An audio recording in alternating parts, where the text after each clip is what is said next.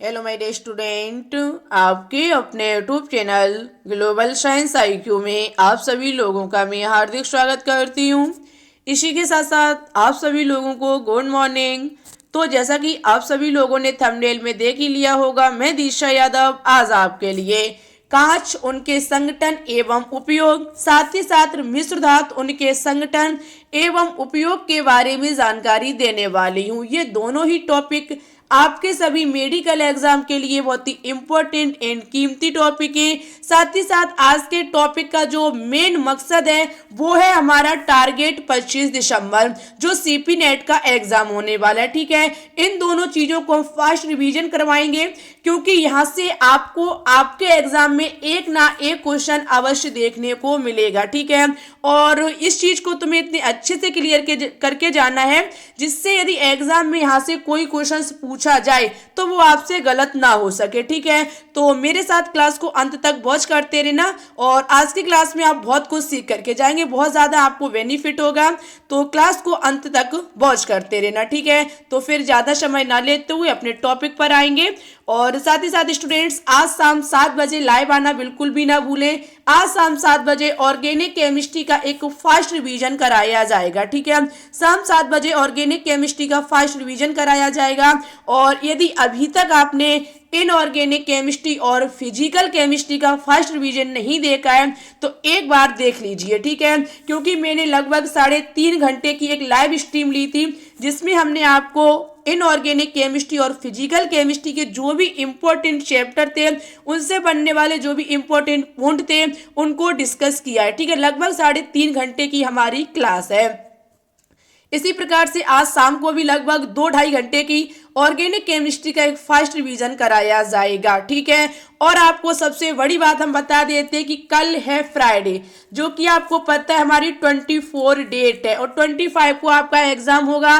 कल 24 को हमारी पूरी कोशिश रहेगी 3 लाइव स्ट्रीम रखने की। ठीक है, 3 लाइव स्ट्रीम आपको कल फ्राइडे को देखने को मिलेंगी। हम आपको टाइम भी क्लियर कर देते हैं। एक आपको मॉर्निंग 5:30 बजे मिलेगी, एक मॉर्निंग 5:30 बजे मिलेगी जिसमें हम आपको न्यूमेरिकल सॉल्व करवाएंगे। ठीक है, मॉर्निंग 5:30 बजे न्यूमेरिकल सॉल्व कराए जाएंगे और एक दोपहर लगभग ऐसे 5 बजे के करीब। ठीक है, शाम नहीं, ना तो शाम कह सकते ना ही दोपहर कह सकते, बीच का समय है ये हमारा।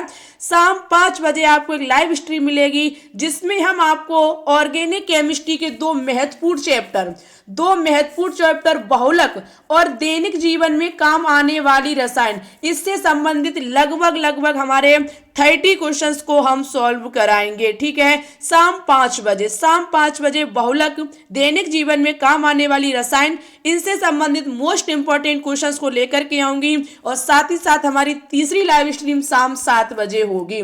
तीसरी लाइव स्ट्रीम हमारी शाम 7 बजे होगी जिसमें हम आपको लगभग जितने भी केमिस्ट्री के टॉपिक हैं उनसे सभी से क्वेश्चंस लेकर के आऊंगी। ठीक है, लगभग हमारे जितने क्वेश्चंस होंगे 100 हो, 150, 200 जितने भी क्वेश्चंस होंगे शाम 7 बजे सॉल्व कराए जाएंगे। केमिस्ट्री, पूरी केमिस्ट्री का एक फास्ट रिवीजन क्वेश्चंस के तौर पर कराया जाएगा। ठीक है, कल फ्राइडे है, 25 डेट है। कितने स्टूडेंट्स 3 लाइव स्ट्रीम के लिए तैयार हैं, एक बार आपको अपना कमेंट छोड़ना होगा। ठीक है, अपना कमेंट आज छोड़ना होगा कि 3 लाइव स्ट्रीम के लिए कितने स्टूडेंट्स तैयार हैं। चलिए, तो फिर अब हम टॉपिक पर बात करेंगे। बहुत सारी बातें हो गई क्योंकि ये इंपॉर्टेंट बात थी इसलिए हमने आपको सबसे पहले बता दी।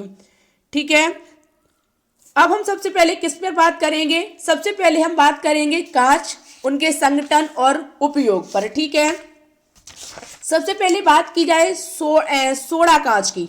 सबसे पहले स्टूडेंट्स बात की जाए सोडा कांच की तो सोडा ग्लास जो होता है इसका संगठन सोडियम कार्बोनेट, कैल्शियम कार्बोनेट व सिलिका होता है। ठीक है, सोडा कांच सोडियम कार्बोनेट, कैल्शियम कार्बोनेट और सिलिका से मिलकर के बना होता है। इसका उपयोग जो होता है वो ट्यूबलाइट में किया जाता है, बोतलों में किया जाता है, प्रयोगशाला के उपकरण में किया जाता है व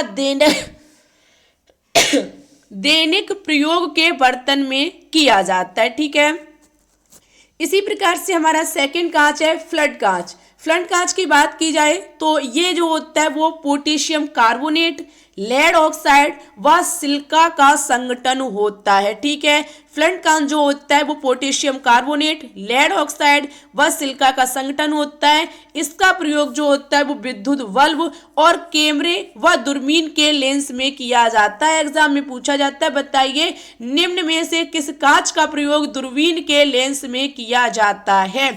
तो स्टूडेंट्स फ्लंट कांच का किया जाता है। इसी प्रकार से हमारा नेक्स्ट है क्रूक्स कांच। क्रूक्स कांच की बात की जाए तो क्रूक्स कांच जो होता है वो सीरियम ऑक्साइड और सिलिका का संगठन होता है। इसका उपयोग जो होता है वो धूप चश्मों के लेंस में किया जाता है। यहाँ से क्वेश्चन बनता है कि धूप चश्मों के लेंस में निम्न में से किस कांच का या किस ग्लास का प्रयोग किया जाता है। तो यहाँ पर क्रूक्स कांच का उपयोग किया जाता है। ठीक है, चलिए आगे देखते हैं। आगे हमारा पोटास कांच। पोटास कांच की बात की जाए तो पोटास कांच जो होता है वो पोटेशियम कार्बोनेट, कैल्शियम कार्बोनेट व सिलिका का संगठन होता है। पोटास कांच जो होता है वो पोटेशियम कार्बोनेट, कैल्शियम कार्बोनेट व सिलिका का संगठन होता है। इसका उपयोग जो किया जाता है स्टूडेंट्स वो अधिक ताप तक गर्म किए जाने वाले कांच के बर्तन व प्रयोगशाला उपकरण में किया जाता है। पूछा जाता है, बताइए निम्न में से किस कांच का प्रयोग अधिक ताप तक गर्म करने वाले कांच के बर्तनों में किया जाता है। तो पोटास कांच का किया जाता है। नेक्स्ट है आपका पायरेक्स कांच। पायरेक्स कांच जो होता है ये बेरियम सिलिकेट व सोडियम सिलिकेट का संगठन होता है। इसका प्रयोग जो किया जाता है प्रयोगशाला के उपकरण व फार्मास्यूटिकल पात्र में किया जाता है। ठीक है, पायरेक्स कांच भी आपको जरूर ही एग्जाम में हेल्प करेगा, अच्छे से याद कर लेना। अब ओनली ऑन बात की जाए चश्मे के लेंस में किसका प्रयोग किया जाता है। तो चश्मे के लेंस में क्राउन कांच का उपयोग किया जाता है। क्राउन कांच का उपयोग चश्मे के लेंस में किया जाता है और ये संगठन पोटेशियम ऑक्साइड, वेरियम ऑक्साइड व सिलिका का होता है। क्राउन कांच पोटेशियम ऑक्साइड, वेरियम ऑक्साइड और सिलिका का मिश्रण या फिर संगठन होता है। और नेक्स्ट है हमारा सीसा क्रिस्टलन कांच। सीसा क्रिस्टलन कांच की बात की जाए तो स्टूडेंट्स ये संगठन होता है पोटेशियम कार्बोनेट, लेड ऑक्साइड व सिलिका का। पोटेशियम कार्बोनेट, लेड ऑक्साइड व सिलिका का जो संगठन होता है वो हमारा सीसा क्रिस्टलन कांच होता है। इसका प्रयोग जो किया जाता है महंगे कांच के पात्र में किया जाता है। ठीक है, महंगे कांच के पात्र में सीसा क्रिस्टलन कांच का प्रयोग किया जाता है। उम्मीद है आपका ये कांच और संगठन और उनके उपयोग क्लियर हुए होंगे। डाउट रह गया हो मन में किसी भी प्रकार का तो बता दीजिएगा। और यहाँ कोई ऐसा चैप्टर नहीं है ये कि इसे कहने का मतलब है कोई क्रम हो इसका उस तरीके से पढ़ाया जाए, ये चीज आपको रटनी होगी। ठीक है, यदि आपको एग्जाम में क्वेश्चंस करने हैं तो ये चीज आपको रटनी होगी। चलिए अब हम बात करेंगे मिश्र धातुएं पर। ठीक है, मिश्र धातुएं, पीतल मिश्र धातु सबसे पहले हमारी है पीतल मिश्र धातु जो कॉपर और जिंक का संगठन होती है। जो कॉपर और जिंक का संगठन होती है इसका प्रयोग बर्तन, तार, पाइप, पुंजे आदि बनाने में किया जाता है। पीतल मिश्र धातु का प्रयोग कॉपर और जिंक का ये संगठन होती है और इसका प्रयोग बर्तन, तार, पाइप, पुर्जे बनाने में किया जाता है।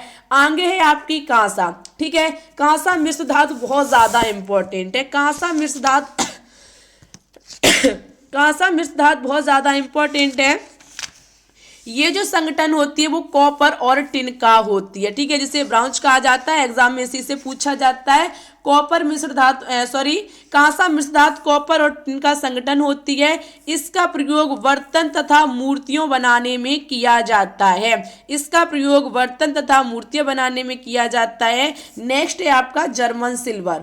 जर्मन सिल्वर सबसे इंपॉर्टेंट पूछा जाता है कि जर्मन सिल्वर में कितने परसेंटेज सिल्वर पाया जाता है। तो स्टूडेंट्स सिल्वर में जर्मन की जो मात्रा होती है वो 0% होती है। इसमें शब्द लगा हुआ है जर्मन सिल्वर, लेकिन जर्मन सिल्वर में जर्मन की मात्रा बिल्कुल भी नहीं पाई जाती है। ठीक है, जर्मन सिल्वर जो होती है वो कॉपर, जिंक और निकल की मिश्र धातु होती है। कॉपर, जिंक और निकल की मिश्र धातु होती है। इसका प्रयोग जेवर, बर्तन, मूर्तियों बनाने में किया जाता है। सबसे पहले पूछा जाता है कि मूर्तियों बनाने में किसका प्रयोग किया जाता है, तब आप कहां सा आपको है तो कहां सा पे टिक करके आओगे, ना तो जर्मन सिल्वर पर। ठीक है, नेक्स्ट है आपका कि यहाँ पर लिखा हुआ है गन मेटल। ठीक है, यहाँ पर लिखा हुआ है गन मेटल, गन धातु। गन धातु जो होती है वो कॉपर, जिंक और टिन की मिश्र धातु होती है। कॉपर, जिंक और टिन की मिश्र धातु होती है, जिसका प्रयोग बंदूकों तथा मशीनों के पुर्जे बनाने में किया जाता है। मशीनें में पुर्जे बनाने के लिए गन धातु या फिर गन मेटल का प्रयोग किया जाता है। आगे हमारा फास्फोरस ब्रांच।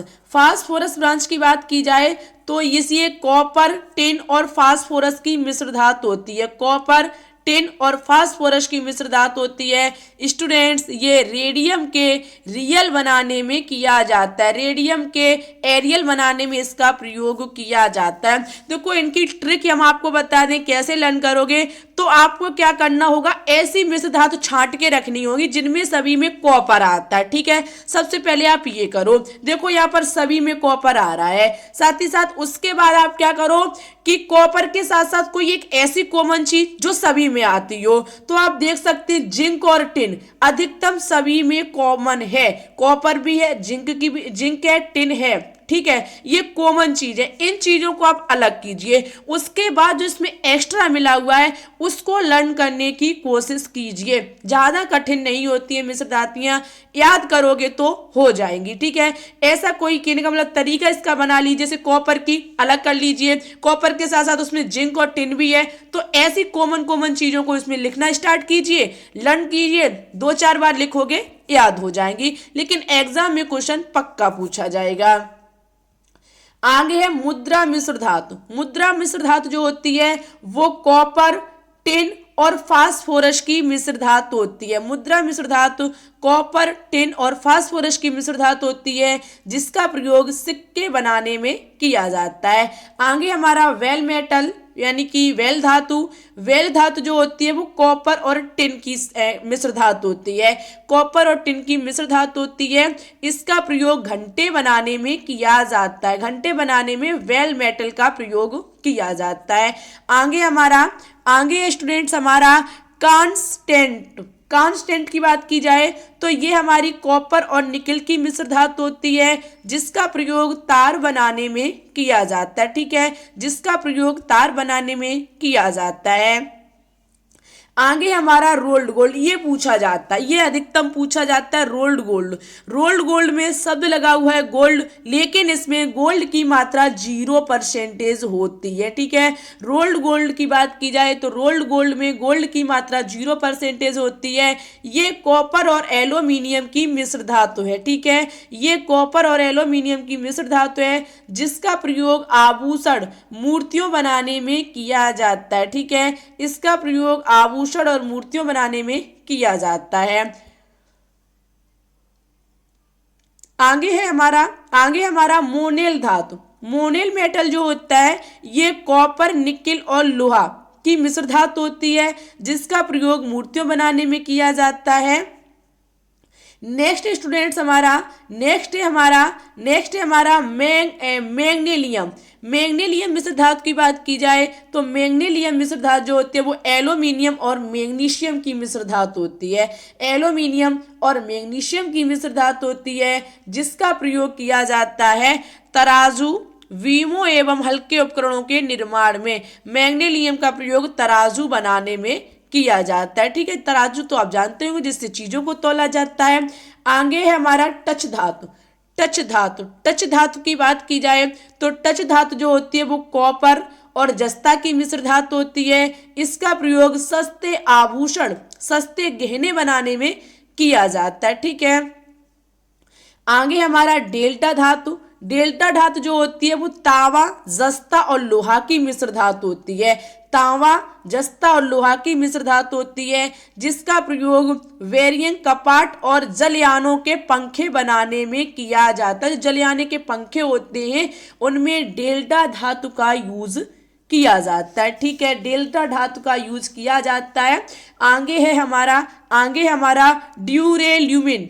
ड्यूरेल्यूमिन की बात की जाए तो ये एल्यूमिनियम और तांबा की मिश्र धातु है, तांबा कॉपर की मिश्र धातु है, जिसका प्रयोग प्रेशर कुकरों तथा वायुयानों को बनाने में किया जाता है।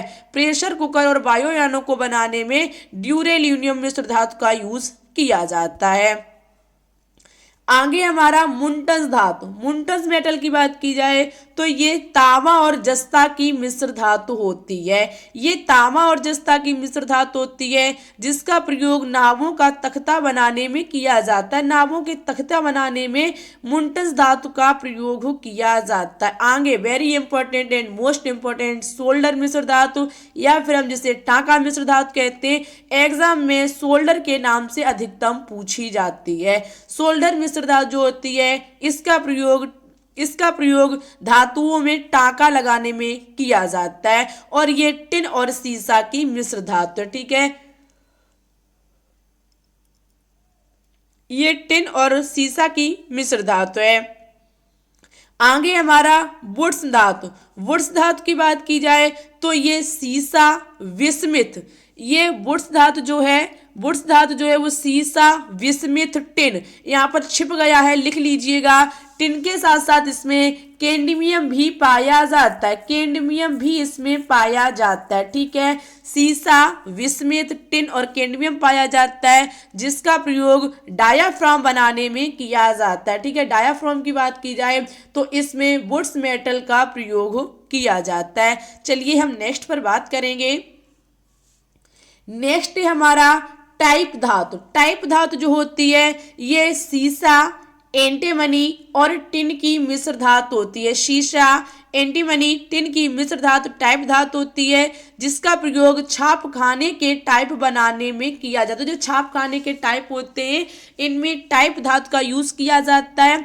जंगरोधी इस्पात की बात की जाए तो जंगरोधी इस्पात जो होती है वो लोहा, क्रोमियम, निकिल तथा कार्बन की मिश्र धातु होती है, जिसका यूज मोटर, साइकिल, बर्तन आदि बनाने में किया जाता है। ठीक है, मोटर, साइकिल तथा बर्तन आदि बनाने में किया जाता है। आगे हमारी टंगस्टन इस्पात।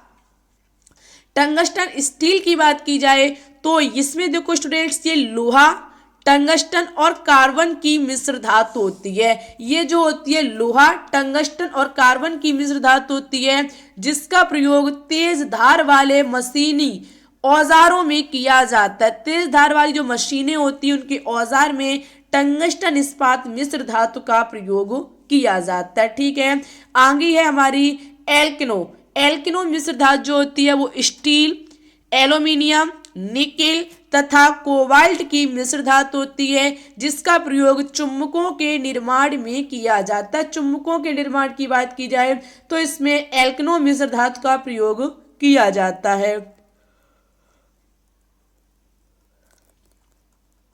आगे स्टूडेंट्स, आगे हमारी नाइक्रोम। नाइक्रोम मिश्र धातु की बात की जाए, नाइक्रोम मिश्र धातु जो होती है ये nickel, iron, chromium, carbon, manganese, zinc इन सभी की मिश्र धातु होती है, जिसका प्रयोग विद्युत तापन तार आदि में किया जाता है। एग्जाम में पूछा जाता है, बताइए कि विद्युत ताप आदि में किसका प्रयोग किया जाता है, तो नाइक्रोम मिश्र धातु का किया जाता है। ठीक है, अधिकतम हमने आपको मिश्र धातु कराने की पूरी कोशिश की है। जितनी हमसे कहने का मतलब है जितनी इम्पोर्टेंट थी उतनी मिश्र धातु हमने आपको कंप्लीट कराई, और ये मिश्र धातु आपको आपके एग्जाम में जरूरी हेल्प करेंगी, क्योंकि यहाँ से आपके एग्जाम में एक ना एक क्वेश्चन अवश्य ही पूछा जाता है। ठीक है, और साथ ही साथ स्टूडेंट्स आपको ओनली और ओनली ये बताना होगा कमेंट बॉक्स में कि क्लास कैसी लगी। साथ ही साथ आपको बताना होगा शाम 7 बजे, मॉर्निंग 5:30 बजे, शाम 7 बजे, मॉर्निंग 5:30 बजे, शाम 5 बजे और शाम 7 बजे। ये आज की लाइव स्ट्रीम है, ये तीनों हमारी कल 24 डेट की हैं। इतने टाइम के लिए कितने स्टूडेंट्स तैयार हैं, एक बार चैट करके बता दीजिएगा। कमेंट बॉक्स में अपना कमेंट छोड़ दीजिएगा, क्योंकि स्टूडेंट्स आपको पता है सैटरडे को आपका एग्जाम है, ठीक है। और सैटरडे को हो सकता है कुछ फ्राइडे शाम को स्टूडेंट्स निकल जाएं, तो सैटरडे सुबह यदि आप लोग कहोगे तो हम क्लास को डाल सकते हैं। जैसे जो स्टूडेंट्स पास के वो ऐसा हो सकता है कि दोपहर के टाइम निकले, क्योंकि एग्जाम आपका 1-1:30 बजे की समथिंग है। तो स्टूडेंट्स यदि आप चाहोगे तो हम सैटरडे सुबह भी डाल सकते हैं क्लास। लेकिन इन चार में से किसी भी टाइम किसी भी स्टूडेंट्स को प्रॉब्लम हो तो आप हमें अपना कहने का मतलब है सुझाव दे सकते हैं, अपने कमेंट को रख सकते हैं, अपनी बात को रख सकते हैं। हम आपकी बात सुनेंगे पूरी। और साथ ही साथ टेलीग्राम चैनल को ज्वाइन जरूर कर लेना, लिंक नीचे डिस्क्रिप्शन में डली हुई है। और स्टूडेंट्स जाते जाते आप लोग वैसे भी शायद 25 के बाद तो चैनल पर आओगे नहीं, ठीक है, क्योंकि जब जिसका सिलेक्शन हो जाता है फिर वो मुड़ के भी नहीं देखता है चैनल की तरफ। तो स्टूडेंट्स कम से कम इतना तो किए जाओ कि 2K सब्सक्राइबर को कंप्लीट करा दीजिए, ठीक है। इतनी जब हम आपके लिए मेहनत कर रहे हैं, सभी शेड्यूल आपको आज ही लगे मिल जाएंगे, हर एक क्लास का शेड्यूल आज ही हम डाल देंगे। तो सबसे पहले आप अपने सुझाव को रखना कि आपको ये सभी टाइम्स कैसे लगे, क्योंकि ये 100% क्लास आएगी, ठीक है। ये 100 नहीं 110% क्लासेस आएंगी, बहुत ज़्यादा धुआंधार क्लासेस को हम लेकर के आएंगे। आज की क्लास अच्छी लगी हो तो क्लास को लाइक कर दीजिएगा, दोस्तों के साथ शेयर कर दीजिएगा, चैनल पर न्यू हो तो चैनल को सब्सक्राइब कर लीजिएगा, बेल आइकन को दबा करके ऑल पर क्लिक कर लेना, जिससे हमारी अन्य आने वाली वीडियो के नोटिफिकेशन आपके पास टाइम टू टाइम पहुंचते रहे, ठीक है। स्टूडेंट्स आपसे निवेदन है ज़्यादा से ज़्यादा इस चैनल को सपोर्ट कीजिए, जितना अधिक सपोर्ट होगा उतनी ही बेहतरीन क्लासेस मिलेंगी, ठीक है। और जो भी स्टूडेंट्स नेक्स्ट ईयर के लिए तैयारी करना चाहते हैं वो आज ही चैनल को ज्वाइन कर लें, क्योंकि आपकी जनवरी से क्लासेस स्टार्ट की जाएंगी। 2022 का न्यू बैच जनवरी से स्टार्ट किया जाएगा, ठीक है। बिल्कुल जीरो से लेकर के चलेंगे, केमिस्ट्री की डेफिनेशन से लेकर के चलेंगे, जीरो से चलेंगे और हीरो तक पहुंचाने की हम पूरी कोशिश करेंगे। जिस प्रकार से मैंने अभी जीरो से हीरो बनाया उसी प्रकार से आगे भी जीरो से हीरो बनाएंगे और बेहतरीन तरीके से और बनाएंगे, ठीक है। तो जो भी स्टूडेंट्स नेक्स्ट ईयर तैयारी करना चाहते हैं आप ज़्यादा से ज़्यादा चैनल को शेयर कीजिए, सपोर्ट कीजिए, और न्यू है तो चैनल को सब्सक्राइब कर लीजिए, ठीक है स्टूडेंट्स। तो फिर चलिए अब शाम 7 बजे मिलते हैं, ज़्यादा समय नहीं लेंगे, आपका भी टाइम बहुत कीमती है और हमारा भी टीम कीमती है, क्योंकि हमें आपका कंटेंट बनाने में बहुत ज़्यादा टाइम लगता है, ठीक है स्टूडेंट्स। तो फिर चलिए चलते, अपना ख्याल रखना, अच्छे से स्टडी करना, किसी भी प्रकार की कोई भी दिक्कत हो तो आप हमसे क्वेश्चंस कर सकते हैं। Thanks for watching this video. जय हिंद, जय भारत, ऑल द बेस्ट।